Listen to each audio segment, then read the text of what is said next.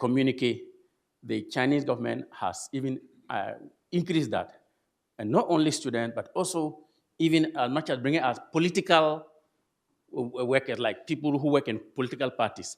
Another 5,000 or more people going to Beijing to train politically and come back. I don't know what kind of training they're going to have there, but they are going there as well. And also military officers are also going to train there. So the game has changed from just sending students to involving, politicians, young politicians, and also, government and military leaders. So this has created a cultural impact. Some Chinese people in Guangzhou now speak English with an African accent. It is fascinating. Whenever I go to talk to some of the traders who have been trading with Africans, they speak to me like as if they were speaking Nigerian English, or as if they were speaking, Ghanaian, or even some of them even learn a few pidgin words and so on and so forth. So that cultural impact is already there, right?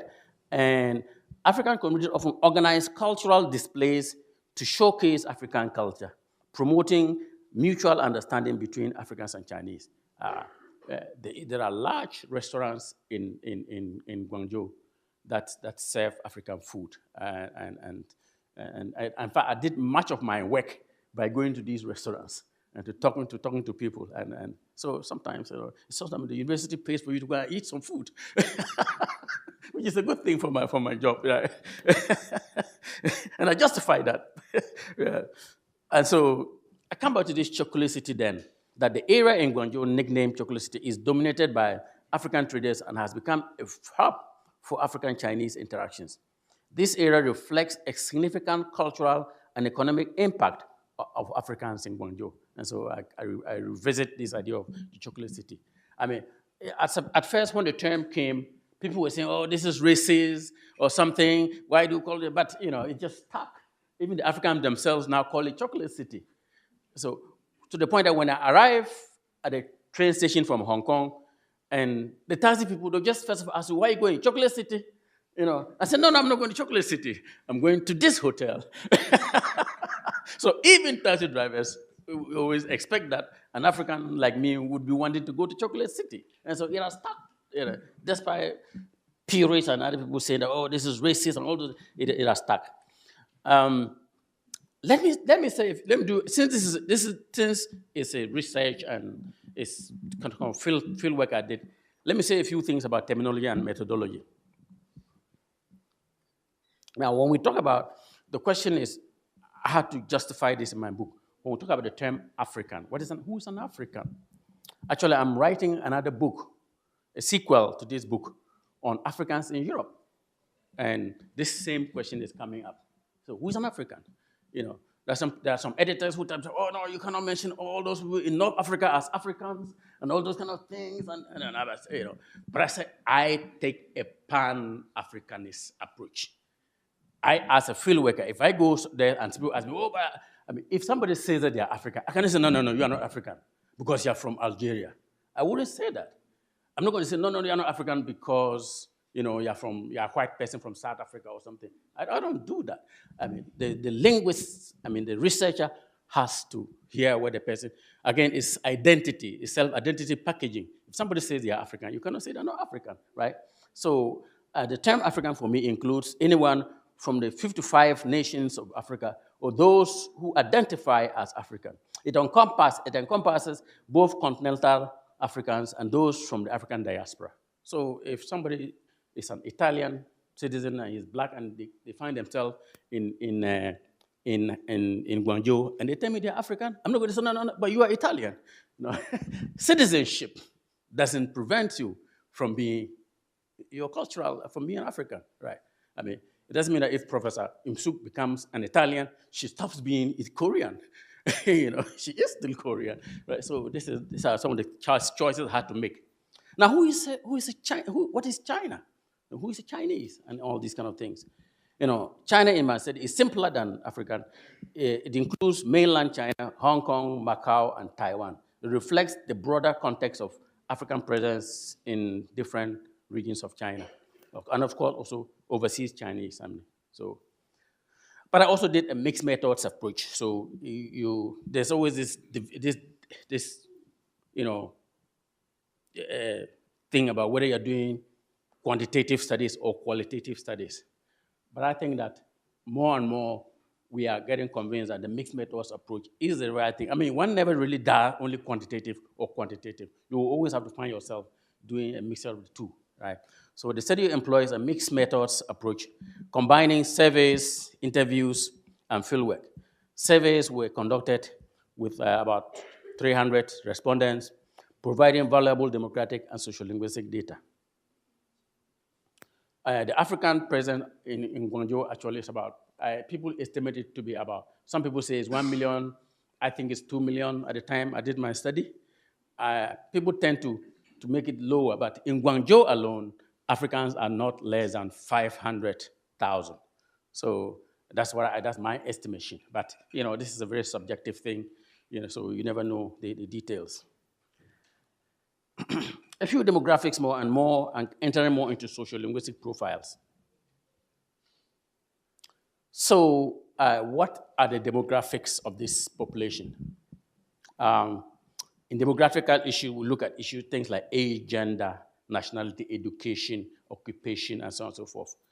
So as I said earlier, it's a predominantly male population, but the female population is increasing all the time. It is also a very young population. In my research many years ago, and I think if you go back there, it will still be like that, the population is quite young, between ages 25 and 30. The vast majority were between ages 25 and 30.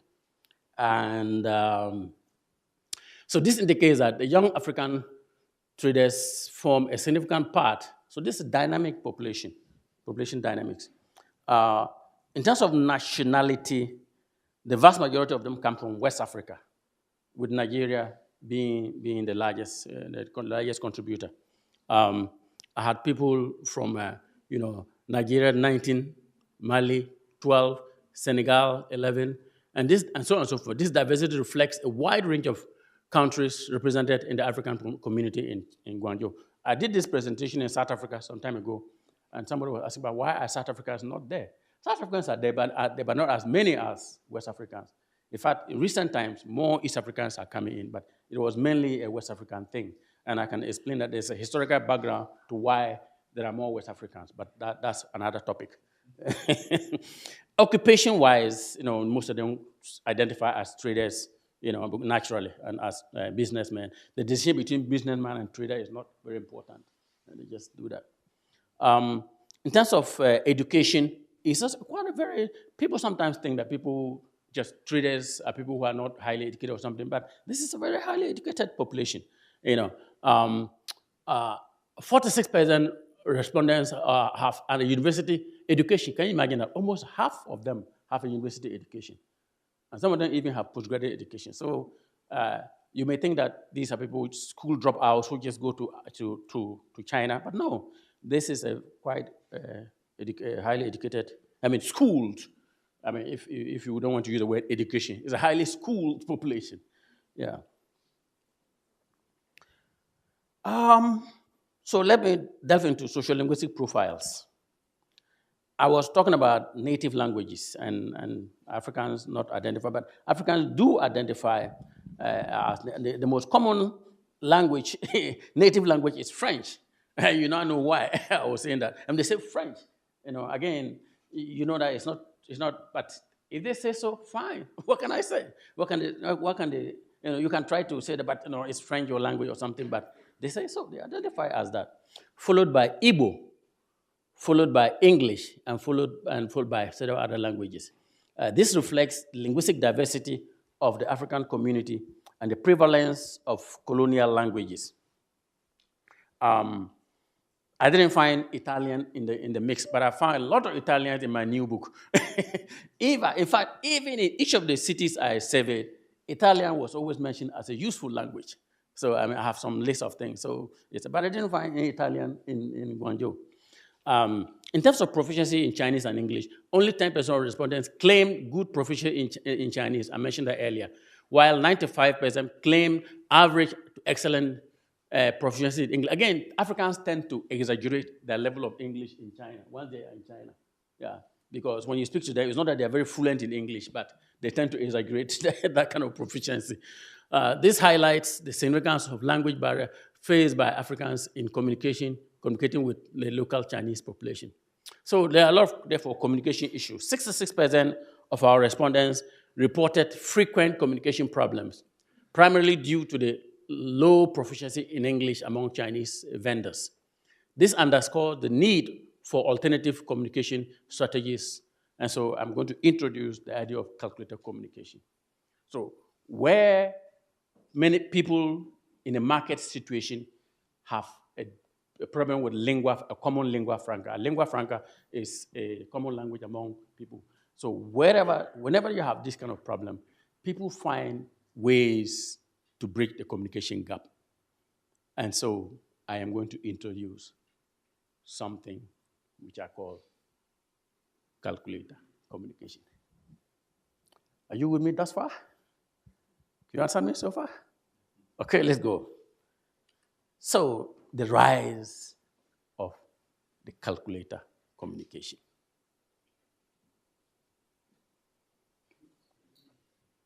The calculator, one of the things that struck me when I arrived in Guangzhou, I forgot to get a photo of that when I arrived in Guangzhou. You enter a shop, and people, I sometimes enter and they think that I'm coming to buy, even though I'm a researcher. They say I'm coming to buy, and when Africans go inside, you see that there's no fluent communication between them in English or in Chinese. But the African will enter and point to this thing, to this item.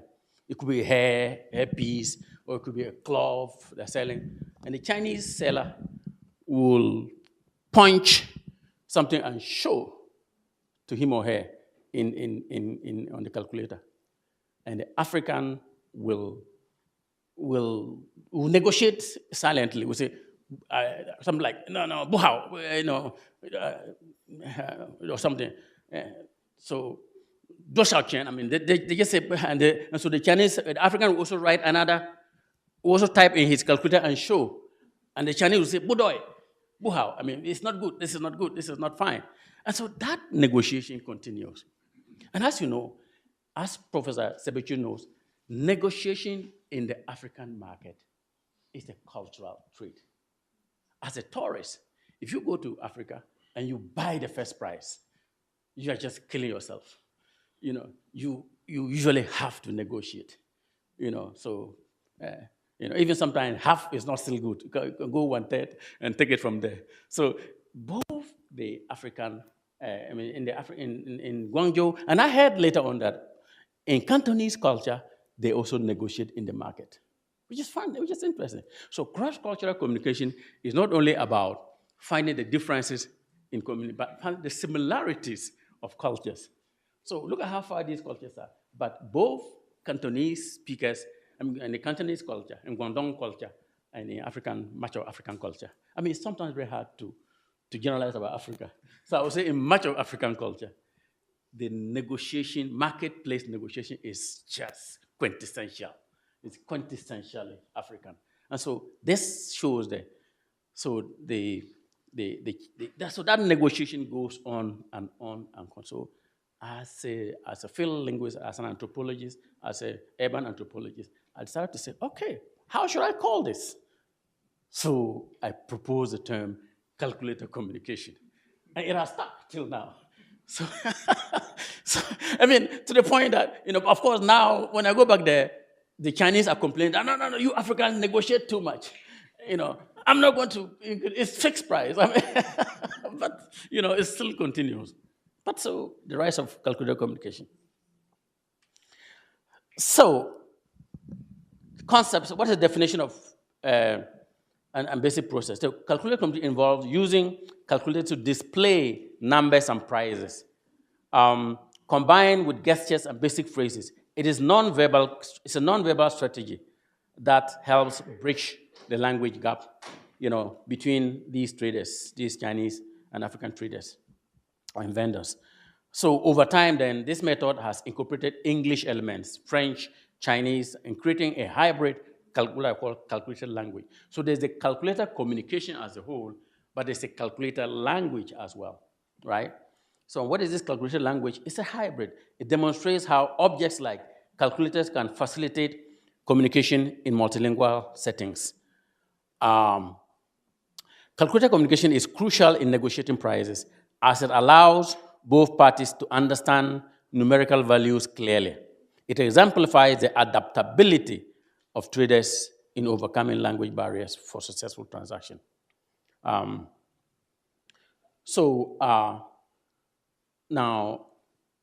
the calculator communication is meant to address some communication problems. And we already have mentioned that despite English being the most commonly spoken used language among Africans, its limited use among Chinese vendors creates this significant communication problem. So 80% of African respondents in Guangzhou use English as a common language, but its effectiveness is hindered by the low proficiency of Chinese. I just mentioned that 60% of the respondents reported experiencing communication problems. I did also mention that. That highlights the prevalence of the nature of these problems in daily interactions between Africans and Chinese. And I did study a Nigerian trader who goes, a case study, he's new to Guangzhou. He faces significant problems due to the language barrier. And the first thing he learns in Guangzhou is Ting Budong. Ting Budong. No, when they just hear, when they speak, they say Ting Budong. Means that I don't understand, right? Ting Budong, I don't understand. Or in Cantonese, Om Ti, I don't understand. Yeah. So his first learned phrase is Ting Budong, I don't understand, reflecting the common challenges faced with African traders. Oh, sorry. Where am I? Okay. Okay, so, yeah. So the fieldwork insights, observation in Guangzhou markets show the traders use calculators to communicate. And the process often involves, shaking heads and nodding and indicate agreement or disagreement. So head shaking is one of the most common things we do across language, and you think that this is the same. But the first time I went to a city in India called Hyderabad, I faced challenges even with common shaking heads. At least in my culture, when I want to say yes, I say this, yes. And when I want to say no, I say this. I do this. But in Hyderabad, in that place in Hyderabad, I went for a conference, and it was late, so I went out to look for food to eat, and then I asked question, what is this? Is this rice or is this? And then the person would say, they would do it. Apparently, I thought it was no. But actually, in that culture, it's yes. Yeah, when you do this. It's a clean swoop. Yeah.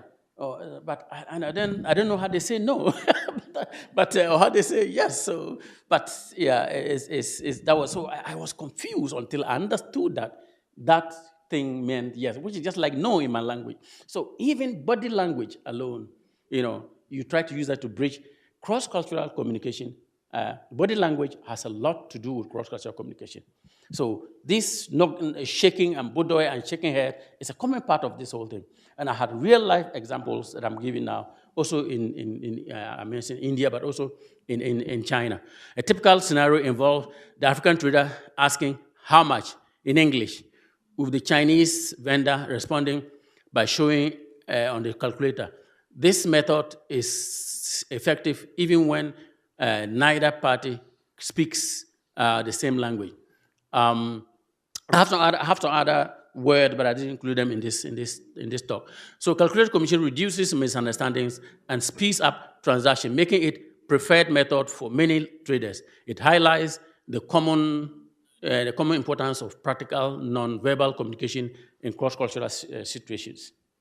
Let me say a few more things, and as I get to the what is it? How much time do I have, Mr. Chairman? 30 more minutes, including question time or? No. You have So after 30 minutes now, question time. Oh, then thank you very much. You guys are very generous. You're very generous. So, okay, then let me not rush too much. So, now, let's look at a few, what are some of the social-linguistic implications of what I have talked about so far? And what are future trends? What do future trends look like? So, in a situation like this, where you have a contact of cultures and constant contact of cultures, constant contact of languages, people interacting, what happens? You begin to get the rise of mixtures of languages. And the issue of pidgin comes into mind. So what I have noticed so far, and other scholars I'm sure, we are noticing the rise of a pidgin in Guangzhou, the formation of a pidgin and language mixing and other things. So the use of calculated communication is part of this emerging pidgin language that blends elements of African languages, Chinese, and English. The pidgin is still in its early stages, but shows potential for further development. So I'm not saying that there is a pidgin language in Guangzhou. Maybe 20, 30, 50 years down the line, some young linguists and anthropologists or urban sociologists will go in there and say, oh, many years ago, there was a researcher called Adams Bodomo who was saying that there was a pidgin. There wasn't a pidgin, but now there is a big pidgin. He will not be contradicting me, but I'm just pointing to the fact that there might be a pidgin. It's not established, but it could come soon if this communication continues. So this is happening, and you're seeing mixtures of African languages because, as I mentioned to you, the Africans also speak among themselves, and there are intermarriages as well. And some of the wives and husbands of these Africans, they actually speak some of the African languages. So this kind of this mixing is happening. And as we know, hybridity. You cannot define globalization these days, without the term hybridity. Hybridity occurs at all the levels of culture. A globalization situation often brings about mixtures of languages, mixtures of food, fusion food, right?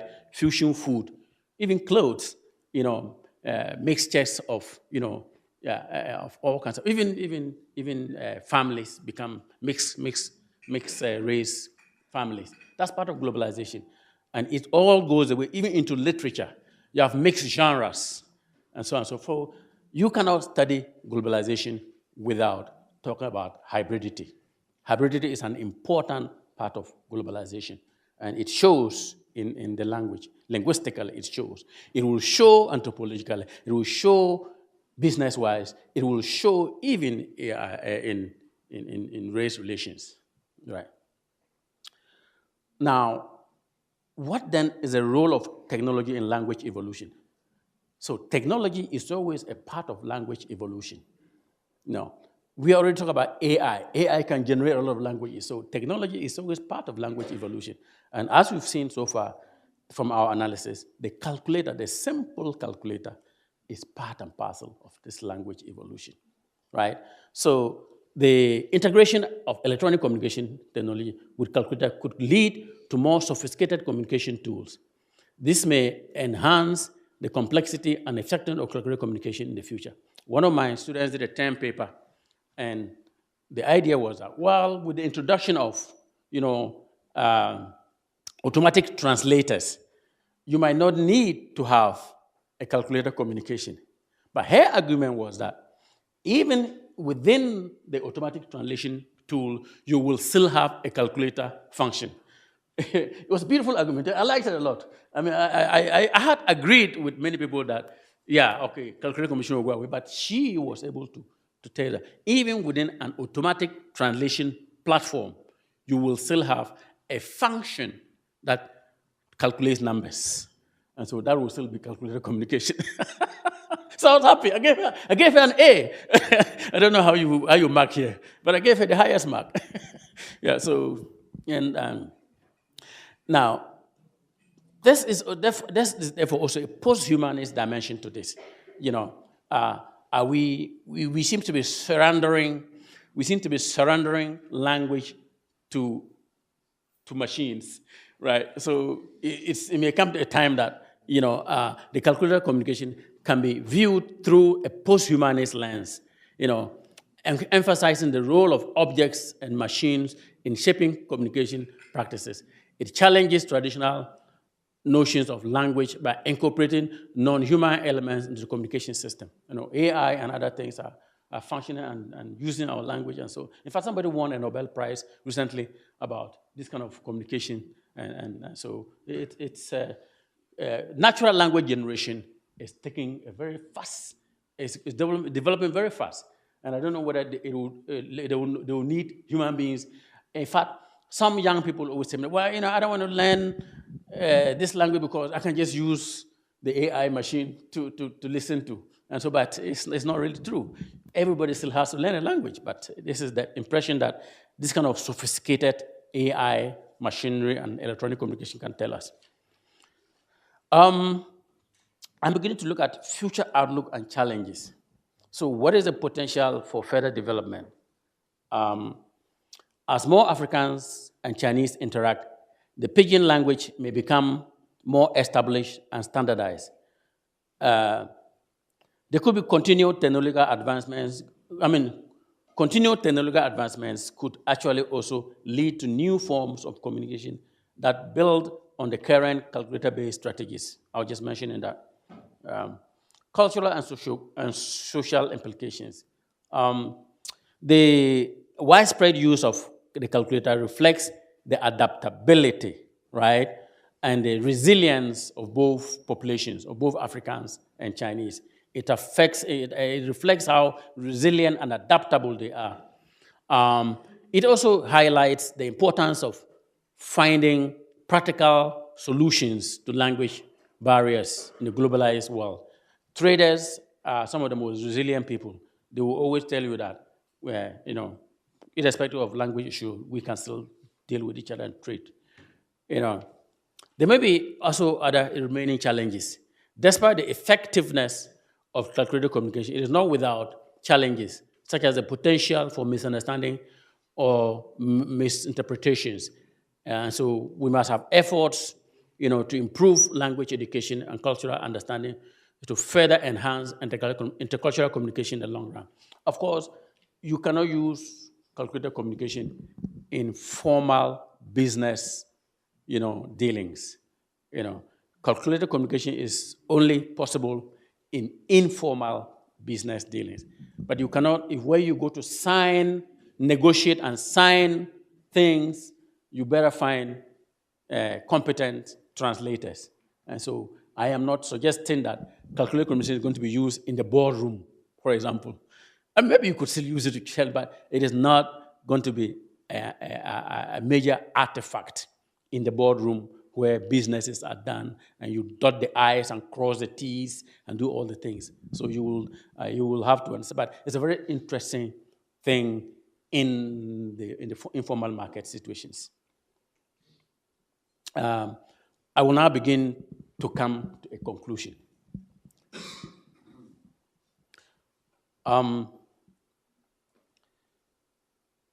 We have the key, we can begin to summarize some of our, what we've been saying, the key findings. We have shown that the calculator is an important artifact in the markets of Guangzhou. It is an important artifact also in the markets of Yiwu. I haven't done the study there clearly, but some of my students are finding that out. In Shanghai, in Beijing, but especially in the markets of Guangzhou and Yiwu. The calculator is going to be with them irrespective of the arrival of rapid communication translation things. The calculator communication is a unique and effective strategy that helps bridge the language gap between Africans and Chinese in market settings.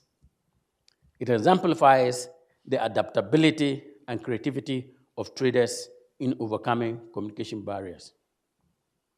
Now, have I can come back to this, but have I also, does it also happen in Africa?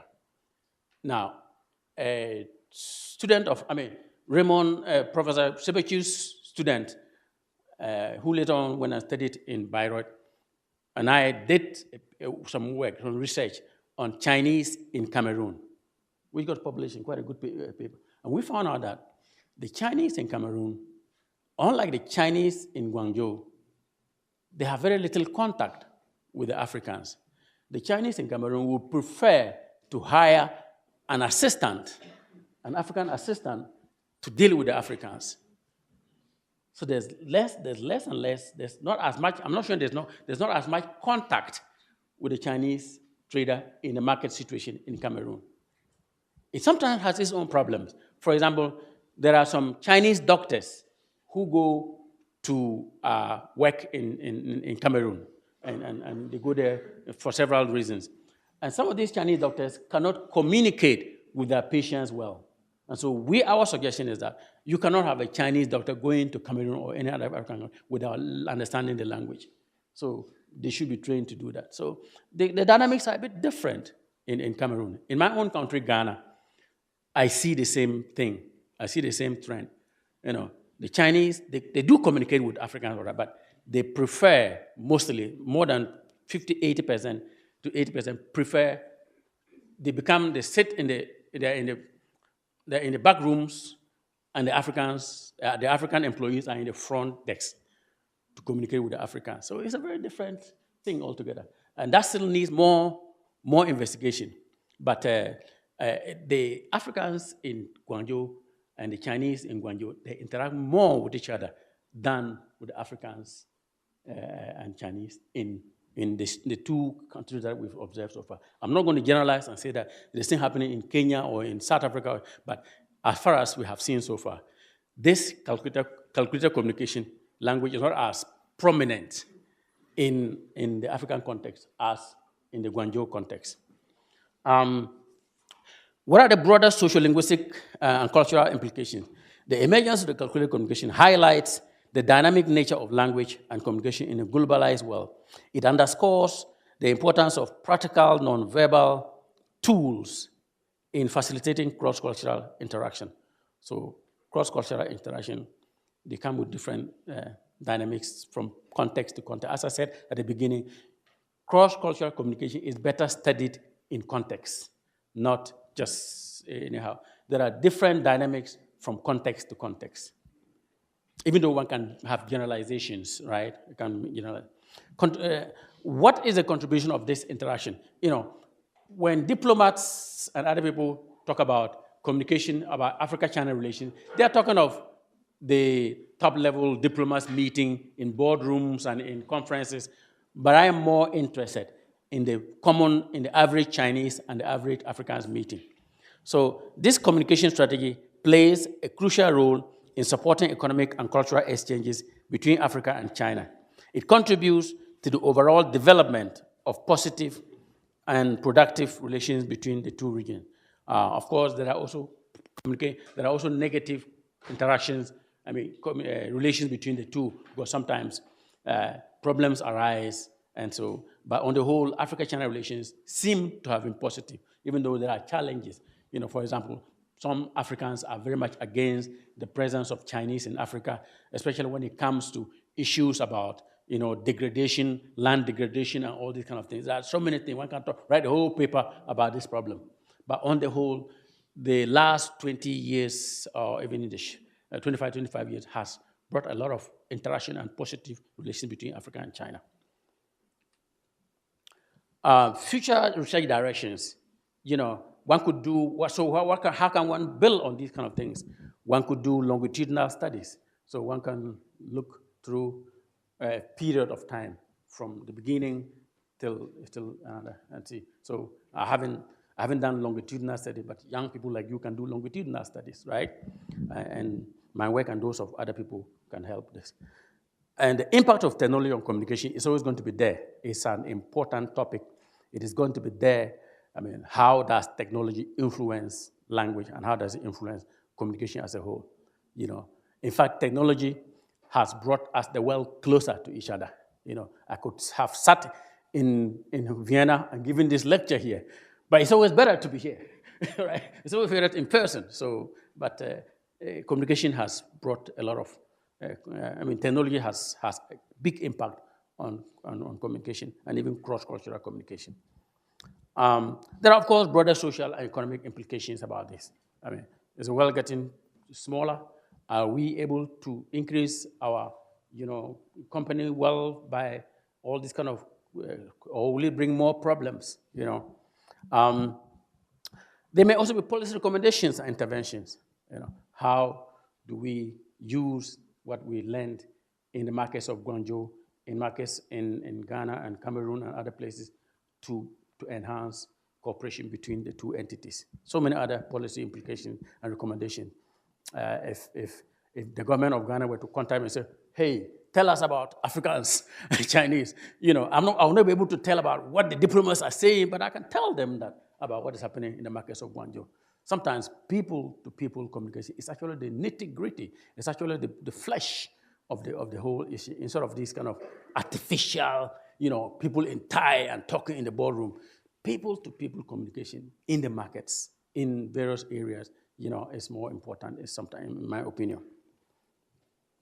So, which brings us to questions and answers.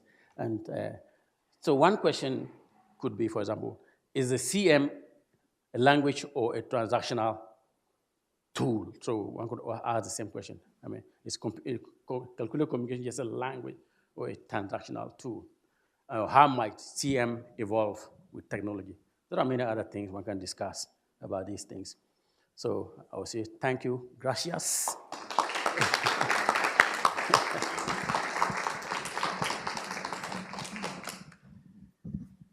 Thank you very much, Professor Bodomo, for your speech. Very, very interesting. When we talk about the African languages in China, here in Italy, you are doing many research about the language attitudes of African immigrants. And it's very interesting to observe that more or less their attitudes are more or less the same. I don't know if you have some questions about the speech of Professor Bodomo, but I can start with some questions. How do you explain the dominance of French as a native language among Africans? If you consider that the Nigeria is the main country, as you observe, how do you assume the presence of the fact that French is the main native language? And another question relate to this first one is the fact that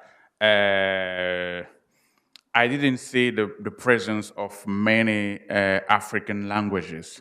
You mentioned Igbo, but I don't know if you questions Africans about the use of the native languages, because in Italy I observe amongst Cameroonian, but also people from Ghana, they don't want us to know that they use their mother languages, because they prefer to declare that they know English, Italian, and so on.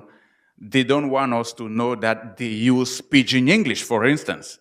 So I don't know if this is the same situation in China. Please. Okay, thank you very much, Professor Sebechu. I hope I'm pronouncing it well. Yes, French as a native, in quotation marks, native language in Guangzhou.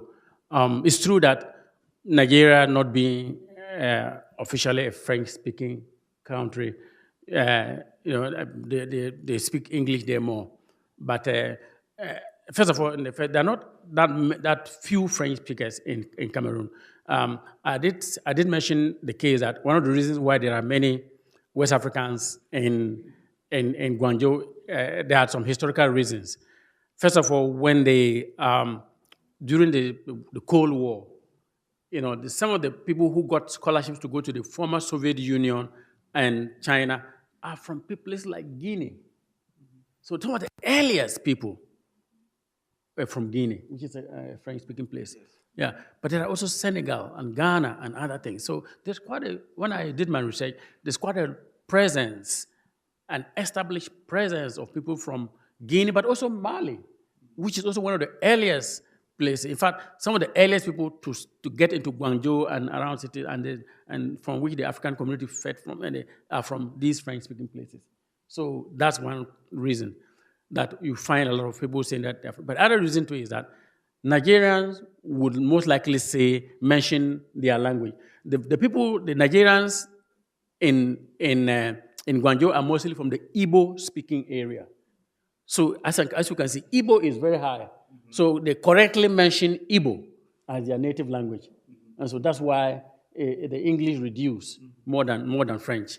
So the Francophones mention French more as their native language, but the English speakers mention their real native language more as their native. That's why French became more expansive. But it's very interesting that the part of the Nigerians who are in Guangzhou are mostly from the Igbo-speaking area. I don't know about Italy here, but that's what I saw. Yeah, it's more or less. Yeah. Now, on the question of the other question about why the presence of native languages. Yes, in my work I did have a long list of native languages used. And here's a graph. Okay. Yeah, here's a graph in my book. It's a long list, more than 20, 30, 50 languages. Mm-hmm. But I didn't mention that here. Okay. Yeah, and so it requires another talk about, and it's not a linguistic talk. So I cut down on that. And so, but yes, it's very interesting that what you say here, that they will sometimes not want to talk about their languages, and they will talk more about standard English or French or yeah. But it's in Guangzhou. Yeah, it's true. In Guangzhou, they speak their languages among themselves when you ask them, but not with the Chinese naturally. Yeah. Okay. Thank you very much. Altre domande? Sì, Anna.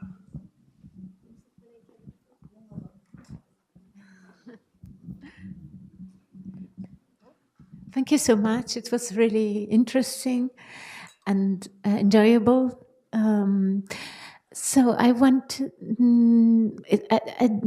did like very much your approach about people-to-people communication, because I think that is the true communication is people-to-people, not government-to-government.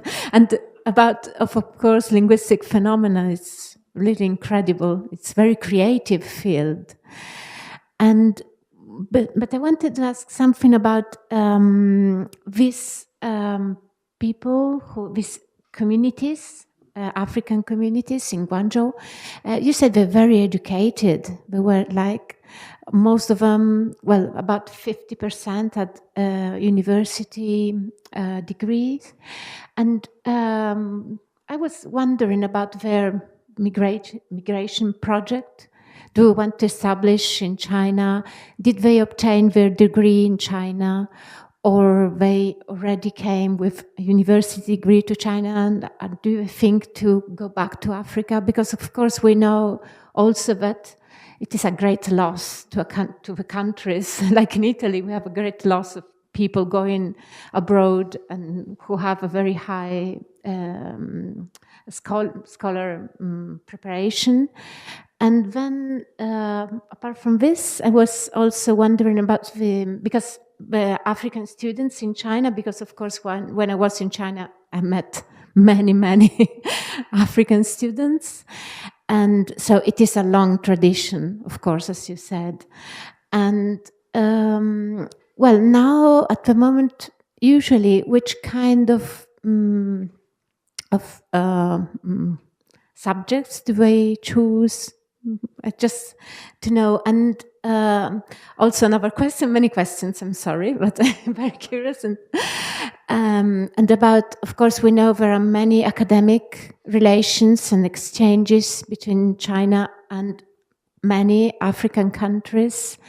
And do you think it is really helpful, or it is somehow a little too deep an influence on maybe the independent development of sciences in African countries? Many questions, sorry.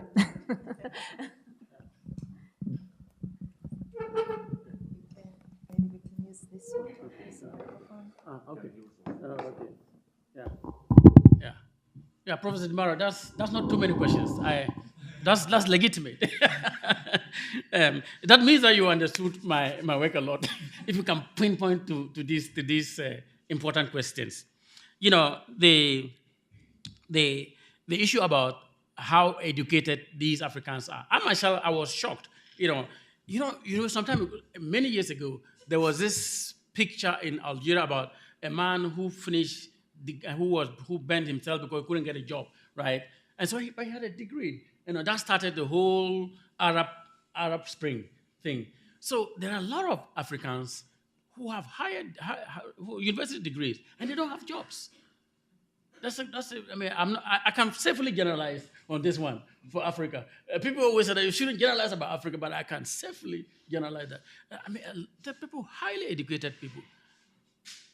In fact, more and more Africans are going to university, are going to tertiary education. This year, in my own university, the University of Ghana, even though I'm a professor in Vienna, I'm also a professor at the University of Ghana. In the University of Ghana, this year, there were more females who got into university than males for the first time. So it's the university degree, and there are many of them don't have jobs. And these are some of the people who find their way to China and to other places to look for jobs. In fact, those people crossing the Mediterranean and coming, it's not that they don't have degrees. Some of them are highly educated. And so, and your question was whether these degrees were from Africa or from China. Both. Some of the highly educated people got their degrees in China, and they stayed back to become traders, or they went back to Africa but came back often to trade. And some of the degrees are directly from Ghana, from Africa. I always mention Ghana because I'm from Ghana. So from Africa. So yeah, and so that answers is both. The level of the education comes from both Africa and China. Now, on the issue of what kind of subjects do Africans go to study in China, it's mostly the sciences. From my experience, it's mostly the sciences, especially medicine, and especially Chinese medicine. Yeah, a lot of Africans go to study in China.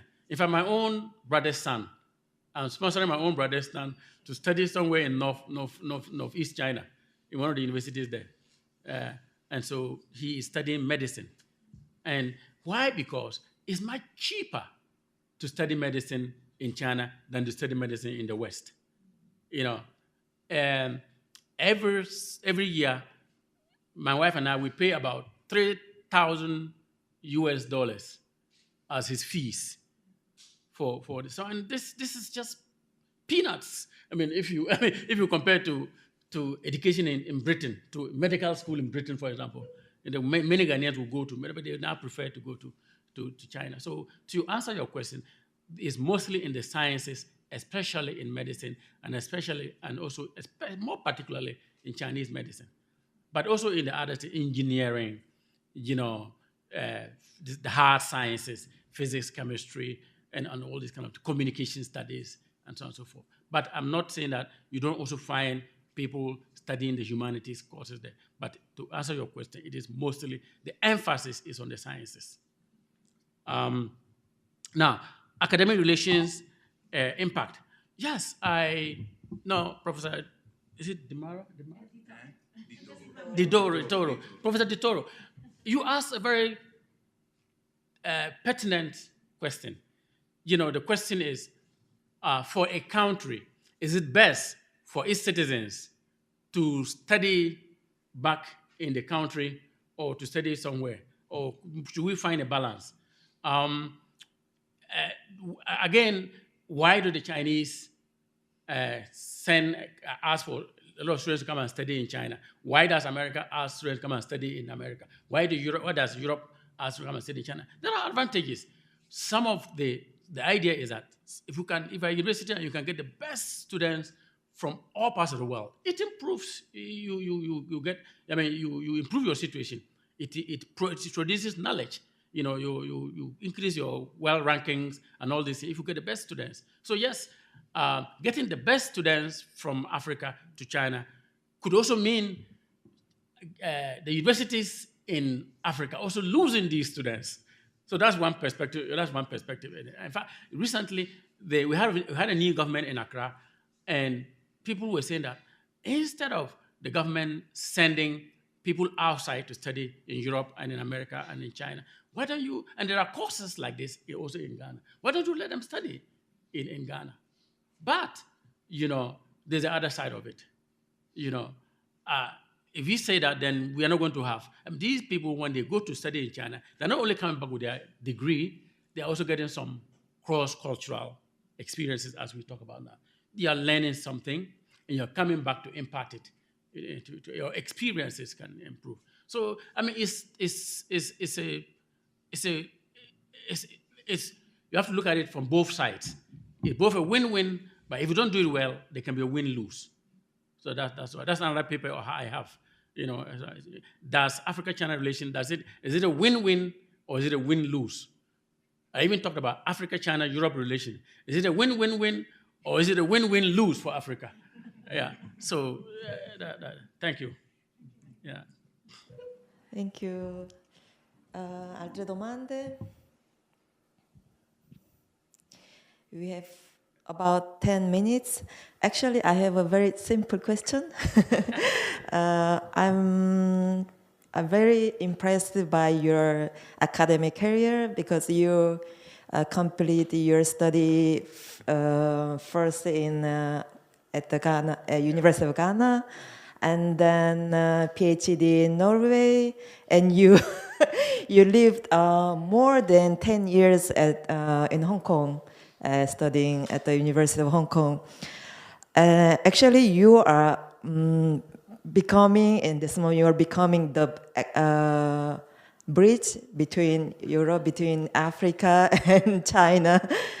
But I'm very curious because you mentioned before, in China, in this moment, just about 7% of Chinese people use English in daily time.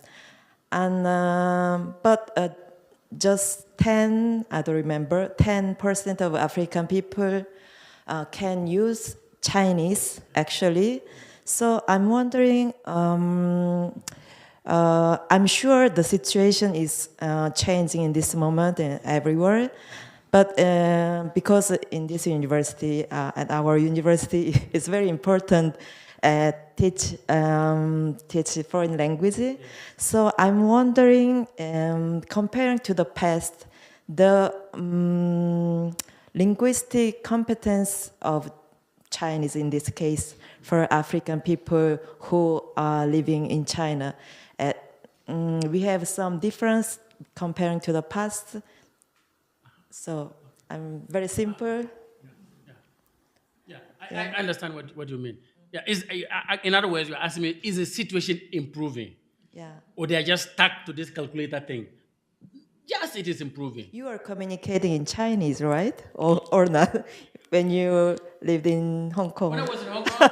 No, in the classroom, I cannot communicate in Chinese. Okay. But outside, when I buy food, I can communicate in Chinese. Okay. So I speak some bit of Cantonese, the version of the Chinese version in Guangdong, and also in Guangzhou actually. Yeah. Okay. Yeah. Actually, in South Korea, we have very few African people. Yeah. I know about 7,000, 8,000. Yeah. But I know also they have a big difficult to communicate in Korean. So I think this this kind of problem is very common in general in Asia. Yeah. I did in my book, in one of the chapters in my book, I went to study, I went to look at Africans in Seoul, and I went to Taiwan. There are a lot of Africans in Taiwan, and black people, mostly also African Americans, because there's a US base in Taiwan, and I studied there. And yeah, and the Africans speak Cantonese there. I mean, they speak Korean there a lot. Yeah. So as I was saying, I don't use Chinese in the classroom, but I use Chinese outside. If I want to eat this food, I'll say, also insect fan. I want to eat this food. I want to, so on and so forth. So yes, the situation is improving. Yes, the role of the Confucius Institute is helping to improve the Chinese, the knowledge of Chinese, even in Africa before they come to China. So some Africans, when they want to go to China, they go to the Confucius Institute to learn Chinese and go. So the situation is improving more and more. But I'm not sure whether that improvement will mean that they shouldn't have a calculator in the markets of Guangzhou. Yeah. Your other question about my educational background. Yes, I'm very lucky to have gone to many parts of the world to study. So, yeah. Just want to say one thing about the question of Professor Imsuk, because in Cameroon, they introduced Chinese languages. Yeah. Chinese language and Italian in the same year, in 2012, I mean. And after 10 years, in this moment, we have about 20,000 Cameroonian students who decide to learn Italian, decide to learn Chinese. Yeah. In this moment, we have about 8,000 Cameroonian students who learn Italian. So in the same year, the same two languages, and after 10 years, we have the double of Cameroonians who decide to learn Chinese. So this shows that the importance of Confucius Centers who want to encourage Cameroonians to learn the Chinese. So this is important to observe that Chinese is not very simple for Cameroonian because they have French and English as official languages. So this means that there is China is making many efforts to encourage Cameroonian or Africans to learn language. Please, if you have 1 minute, I want you to explain something about these chocolate cities. Do you think it's possible to, because here in Europe, and maybe probably also in America, we have the China towns. Do you think we can compare the Chinatown with the chocolate city? Well, yes. Thank you very much. Chinatowns are more established things around the world. In New York, you have a Chinatown. In London, in Manchester, I was in Manchester some time ago to give a talk, and I went to Chinatown. So there are more established. They have been there long ago. And it seems that some of the Chinatowns have Chinese who live there, or is it that they trade there? But so some of them can live there. And there's more presence of Chinese culture in the Chinatowns. A lot more pervasive presence in the Chinatown. By the way, in my city, in Vienna where I live, there's no place called Chinatown, but there's a part of of Vienna that looks like Chinatown, where people go there to buy Naschmarkt. We call it Naschmarkt. People go there to buy things. And so, yes, so on the one hand, this is a more established situation, process, and entity and notion than the chocolate city. In the chocolate city, Africans come from different parts to the city. It's like a market situation. They're just always there. In the evening, they all go somewhere to sleep. and they come back the next day. Okay. Yeah. You also have You also have restaurants there a lot, which is like the Chinatown.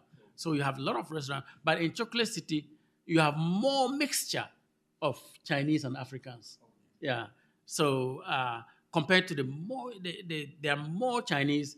The percentage of Chinese in Chinatown is far higher than the percentage of Africans in Chocolate City.